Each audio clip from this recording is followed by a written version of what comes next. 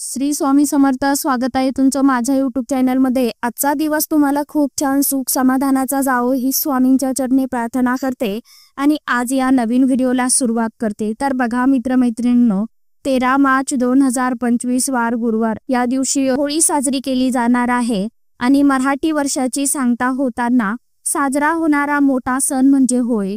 होळी संपूर्ण भारतात हा होळीचा सण विविध तऱ्हेने आणि आनंदाने साजरा केला जातो आणि मराठी वर्षाचा शेवटचा महिना म्हणजे फाल्गुन पौर्णिमा ते पंचमी असा होळीचा सण मुख्य तत्वे करून साजरा केला जातो. वाईटावर चांगल्याचा विजय म्हणून होळी सर्वत्र पेटवली जाते, साजरी केली जाते. आपल्या आयुष्यातील सर्व नकारात्मक गोष्टीचा त्याग करण्याचा दिवस म्हणजेच होळी. त्याचबरोबर प्रत्येक महिन्याला येणारी पौर्णिमा तिथी ही माता लक्ष्मी देवीला समर्पित असते आणि माता लक्ष्मीच्या आगमनाची तिथी असते. म्हणूनच या दिवशी लक्ष्मी नारायणाची देखील सेवा केली जाते. त्याचप्रमाणे घरामध्ये काही प्रभावी सेवा उपाय देखील केल्या जातात. तर आजच्या या नवीन व्हिडिओमध्ये मी असाच एक अतिशय अत्यंत प्रभावी उपाय तुम्हाला होळीच्या दिवशी करायचा आहे याविषयीची संपूर्ण माहिती तुमच्या बरोबर शेअर करणार आहे. त्यामुळे तुम्ही हा व्हिडिओ स्किप न करता शेवटपर्यंत नक्की बघा.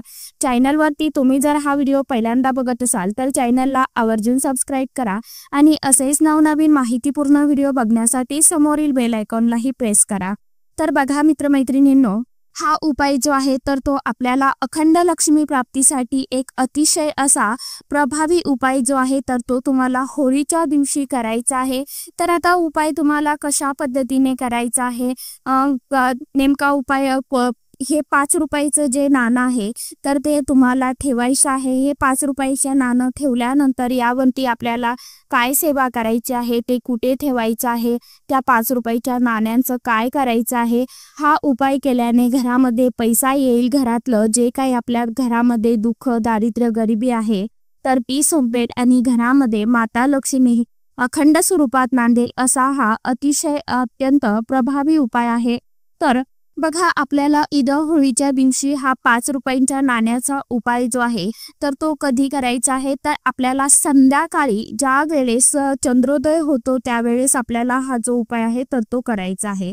प्रकाशातच हा उपाय आपल्याला करायचा आहे, कारण आपण ही अखंड लक्ष्मी प्राप्तीची सेवा करणार आहोत. मान्यतेनुसार होळीच्या दिवशी योग्य वेळेमध्ये योग्य रीतीने केलेल्या सेवेमुळे, उपायामुळे व्यक्तीच्या आयुष्यामध्ये निश्चितच आनंद आणि कामात यश प्राप्त होतं. आता या सांगितलेल्या उपायांपैकी हा उपाय म्हणजे 5 रुपयाच्या शिक्क्याचा उपाय जो आहे तर तो आपल्याला अखंड लक्ष्मी प्राप्तीसाठी करायचा आहे. प्रत्येकाला आपण खूप श्रीमंत व्हावं, आपण लक्झरी लाईफ जगावी, आपल्याकडे खूप प्रमाणात पैसा यावा, आलेला पैसा आपल्या घरामध्ये अखंड स्वरूपात चिरकाल टिकून राहावा असं प्रत्येकांनाच वाटत असतं. त्या दृष्टीने प्रत्येक जण कष्ट, मेहनत देखील करत असतो.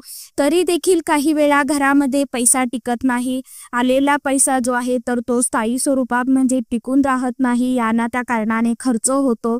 आपल्याला म्हणावं तसं पुरेसं उत्पन्न मिळत नाही, बचत होत नाही असा सूर काही जणांचा असतो. वास्तुदोषामुळे किंवा वास्तूच्या चुकीच्या रचनेमुळे आणि घराच्या मुख्य दरवाजाशी निगडीत काही बाबींमुळे अशा समस्या निर्माण होतात. पण काही सोप्या उपायाच्या मदतीने या समस्या सुद्धा सुटू लागतात. संकट सांगून येत नसतात आणि आले की हातात हात घालून येतात. अशा स्थितीमध्ये माणूस खचून जातो, डगमगतो, गहिवरतो, हतबल होतो. त्यात आर्थिक भार न पेलवणारा खर्च खचून टाकणारा असतो. अशा वेळी प्रयत्न सातत्य टिकून ठेवत देवाचा कृपा आशीर्वाद मिळवण्यासाठी दिलेले सोपे उपाय आपण करू शकता आणि मोठे सकारात्मक बदल आपल्या आयुष्यामध्ये आपण घडवून आणू शकता. तर बघा, आपल्या घरामध्ये पैसा तर येतो, आलेला पैसा तो स्थिर राहत नाही. म्हणजेच काय, माता लक्ष्मी ही चंचल असते. तिला घरामध्ये आपल्या घरामध्ये स्थिर टिकून ठेवण्यासाठी काही विशिष्ट तिथींवरती उपाय केले जातात आणि होळी पौर्णिमा हा अतिशय शुभ आणि महत्त्वाचा दिवस आहे. त्यामुळे आपल्याला 5 रुपयांचं नाणं अत्यंत प्रभावी उपाय आहे, तो करून बघा. हे 5 रुपयाचं नाणं तुम्हाला उपाय 5 रुपयाचं नाणं जे आहे तर त्याचा तुम्ही उपाय करून बघा, अनुभव घेऊन बघा.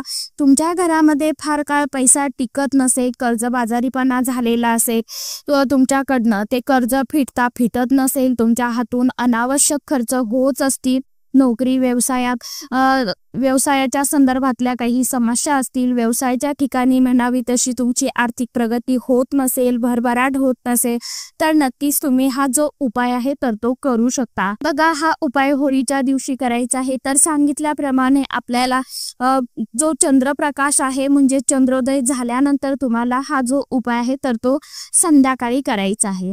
आता उद्या होळी आहे म्हणजे गुरुवारला होळी आहे. तर आपण कारण चंद्रोदय हा रात्री उशिरानेच होत असतो, पण हा उपाय करण्याआधी आपल्याला संध्याकाळची जी काही दिवे लागण्याच्या आधीची झाडलोट असते वगैरे तर आपल्याला करून घ्यायचे आहे. स्वच्छ हातपाय वगैरे धुवायचे आहे. देवासमोर दिवा धूप अगरबत्ती लावून घ्यायची आहे. तुळशी समोर शुद्ध गाईचा तुपाचा दिवा लावायचा आहे. त्याचबरोबर माता लक्ष्मीच्या आगमनासाठी स्वागतासाठी आपल्याला आपल्या मुख्य दरवाजामध्ये एक दिवा लावून घ्यायचा आहे, धूप लावायचा आहे, की जेणेकरून माता लक्ष्मी आपल्या घराकडे प्रसन्न होईल, आकर्षित होईल आणि आपल्या घरामध्ये टिकून राहील. तर यासाठी आपल्याला दरवाजामध्ये सुद्धा तुपाचा दिवा लावायचा आहे, किंवा ज्यांना तुपाचा दिवा लावणं शक्य नसेल त्यांनी तेलाचा लावला तरीही चालणार आहे. यानंतर तुम्हाला तुमच्या घरासमोर आसपास असणाऱ्या सार्वजनिक ठिकाणी जर तुम्ही होळी पूजनासाठी जात असाल तर तिथे जाऊन तुम्हाला होळीचं विधिवत पंचोपचार पूजन करायचं आहे. आणि त्यानंतर तुम्हाला घरी आल्यावरती हा जो उपाय आहे तर हा उपाय तुम्हाला करण्यासाठी आपल्याला एक 5 रुपयाचं नाणं जे आहे तर ते घ्यायचं आहे. नाणं हे जे आहे तर तुम्हाला स्वच्छ पाण्याने धुवून घ्यायचं आहे. नाणं धुवून घेतल्यानंतर तुम्हाला एक वाटी घ्यायची आहे. आता वाटी तुमच्याकडे जर चांदीची असेल तर अतिउत्तम, नसेल चांदीची तर तुम्ही स्टीलची घ्या किंवा पितळेची घेऊ शकता. इतर धातूंची, तांब्याची वगैरे वाटी वापरू नका, कारण चांदीचा संबंध थेट शुक्रग्रहाशी म्हणजे चंद्राशी आहे. आणि आपल्या कुंडलीमध्ये चंद्रग्रह मजबूत करायचा असेल तर आपल्या घरामध्ये धनसंपत्तीमध्ये वाढ व्हावी यासाठी आपल्याला स्टीलची किंवा चांदीचीच वाटी या उपायासाठी घ्यायची आहे. ही वाटी घेतल्यानंतर आपल्याला त्या वाटीमध्ये कच्चं दूध 2 चमचे जे आहे तर ते टाकायचं आहे. कच्चं दूध तुम्ही सकाळी घेतलं असेल त्यातलंच थोडंसं कच्चं दूध तुम्ही फ्रीजमध्ये ठेवा आणि संध्याकाळी आपल्याला हा उपाय करायचा आहे. त्यानंतर कच्चं दूध तुम्ही वापरू शकता, किंवा जर कच्चं दूध तुम्ही ठेवलेले नसेल तर मग तुम्ही संध्याकाळी एखादं पॉकेटचं किंवा तुम्ही दुसरं देखील कच्चं दूध तुम्ही आणू शकता. त्या वाटीमध्ये तुम्हाला हे जे दूध आहे तर ते टाकायचं आहे. तुम्हाला अखंड लक्ष्मी प्राप्तीसाठी या दुधामध्ये चिमूटभर हळद टाकायची आहे. तुमच्याकडे जर केशर असेल तर केशराची 1 काडी आवर्जून त्या दुधामध्ये टाका. आणि यानंतर आपल्याला चांगलं मिक्स करून घ्यायचं आहे. आपल्या घरामध्ये माता लक्ष्मीला आकर्षित करते म्हणून चिमूटभर हळद टाकायची आहे. त्यानंतर स्वच्छ धुवून घेतलेला हा 5 रुपयाचा जो शिक्का आहे, कॉईन आहे, तर हा 5 रुपयाचा कॉईन त्या वाटीमध्ये म्हणजेच त्या दुधामध्ये आपल्याला ठेवायचा आहे. आता या वाटीचं काय करायचं तर सांगितल्याप्रमाणे तुम्हाला जेव्हा आपल्याला चंद्र दिसेल तर त्या प्रकाशामध्ये आपल्याला ही जी वाटी आहे तर ती ठेवायची आहे. मग तुम्ही तुमच्या गच्चीवरती ठेवू शकता, बाल्कनीमध्ये ठेवू शकता किंवा अंगणामध्ये ठेवू शकता. जिथे कुठे त्या वाटीमध्ये त्या चंद्राचा त्या वाटीवरती प्रकाश पडेल, त्या दुधावरती चंद्राचा प्रकाश पडेल अशा हिशोबाने तुम्हाला ही जी वाटी आहे तर ती ठेवायची आहे. कारण बघा, कोजागरी पौर्णिमेला ज्याप्रमाणे चंद्र हा तेजस्वी असतो तितक्याच प्रमाणे अगदी त्याचप्रमाणे होळीच्या रात्रीचा चंद्र जो आहे तर तो अतिशय तेजस्वी असतो. आपल्या डोळ्यांची दृष्टी देखील या चंद्राकडे बघितल्यामुळे पूर्ववत होते, म्हणजे ती देखील तेजस्वी होते. इतकं महत्त्व या चंद्राच्या प्रकाशाला आहे. म्हणूनच आपल्याला अखंड लक्ष्मी प्राप्तीसाठी ही जी वाटी आहे तर ती चंद्रप्रकाशामध्ये ठेवायची आहे. तर किती वेळ ठेवायची आहे ही जी वाटी तुम्ही पौर्णिमेच्या दिवशी म्हणजे 13 मार्च रोजी रात्रभर ही जी वाटी आहे संध्याकाळी चंद्रोदय झाल्यानंतर तुम्हाला सकाळपर्यंत ही वाटी तिथेच ठेवायची आहे चंद्राच्या प्रकाशामध्ये. त्यानंतर मग दुसऱ्या दिवशी सकाळी तुम्हाला उठलं की ती वाटी उचलायची आहे. ज्याप्रमाणे चंद्राचा प्रकाश कोजागिरी पौर्णिमेला दुधामध्ये किंवा आपण जी खीर बनवतो त्यामध्ये पडल्यानंतर ते दूध अमृता समान बनतं, अगदी त्याचप्रमाणे होळीच्या चंद्राचा प्रकाश या वाटीमध्ये म्हणजे या दुधावरती पडल्यामुळे त्यावरती देखील अमृताचा वर्षाव होतो आणि माता लक्ष्मीचे आशीर्वाद कायम आपल्यावरती होत असतात. म्हणून हे जे 5 रुपयाचं नाणं आहे तर ते सिद्ध होतं. मग दुसऱ्या दिवशी सकाळी उठल्यानंतर स्वच्छ अंघोळ वगैरे झाली की देवपूजा झाली की वाटी तिथून उचलायची आहे. तुम्हाला त्या वाटीमध्ये असलेला 5 रुपयाचं जे नाणं आहे तर ते आपल्याला काढून घ्यायचं आहे. स्वच्छ पाण्याने धुवून घ्यायचं आहे. वाटीमध्ये असलेलं जे काय दूध आहे तर ते एखाद्या झाडाच्या मुळाशी टाकायचं आहे. फक्त तुळशीला टाकू नका. त्यानंतर हे 5 रुपयाचं नाणं थोड्या वेळासाठी देवघरामध्ये तुम्हाला ठेवायचं आहे आणि देवघरासमोर याचं विधिवत पूजन करायचं आहे. त्यानंतर हा जो 5 रुपयाचा कॉईन आहे तर तुमच्या पर्समध्ये, मिस्टरांच्या पॉकेटमध्ये, तुमच्या नोकरी व्यवसायाच्या ठिकाणी किंवा तुम्ही जिथे कुठे आपले पैसे दागदागिने ठेवत असाल तिथे तुम्हाला ते ठेवून देऊ शकता. यामुळे तुमच्या घरामध्ये पैसा येत राहील. आलेला पैसा अखंड स्वरूपात राहील. माता लक्ष्मीची तुमच्या घरावरती, कुटुंबावरती अखंड भरभरून अशी कृपा होईल.